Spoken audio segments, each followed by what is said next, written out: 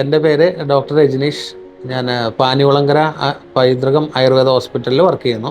3-4 ജനറേഷനായിട്ട് ദൈവം സഹായിച്ച് നമുക്ക് ഈ പ്രൊഫഷൻ തന്നെയാണ്. ഞാനും വൈഫാണ് നമ്മുടെ ഈ ഹോസ്പിറ്റലിൽ കൊണ്ടുപോകുന്നത്.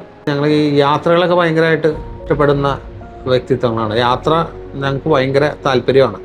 പണ്ടൊക്കെ കോളേജ് ലൈഫിലൊക്കെ നമ്മൾ ബുള്ളറ്റൊക്കെയാണ് നമ്മൾ യൂസ് ചെയ്തുകൊണ്ടിരുന്നത്. ഇപ്പോൾ ഫാമിലി പരമായിട്ട് വന്നപ്പോൾ എനിക്ക് 2 മക്കളാണ്. അവർ ചെറിയ ക്ലാസ്സിലാണ് പഠിക്കുന്നത്.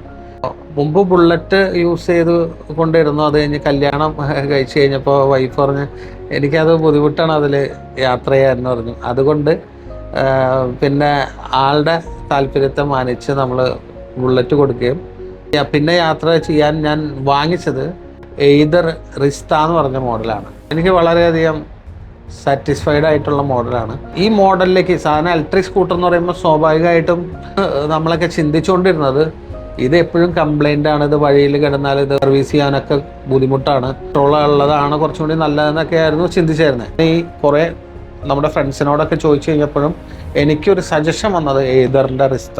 പറയുകയാണെങ്കിൽ എനിക്കിവിടെ സോളാറുണ്ട്. സോളാർ ഉപയോഗിക്കുന്നത് കൊണ്ട് തന്നെ 20 രൂപയുടെ കുടിവെള്ളത്തിൻ്റെ പൈസ എനിക്ക് ഒരു മാസം ഞാൻ ഓടുന്നതിന് വരുന്നുള്ളൂ. കറണ്ട് ബില്ലിനെ അടിസ്ഥാനപ്പെടുത്തിയാണ് ഞാൻ ഇത് പറയുന്നത്. അത് തന്നെയല്ല എൻ്റെ ഒരു എക്സ്പീരിയൻസും അതാണ്.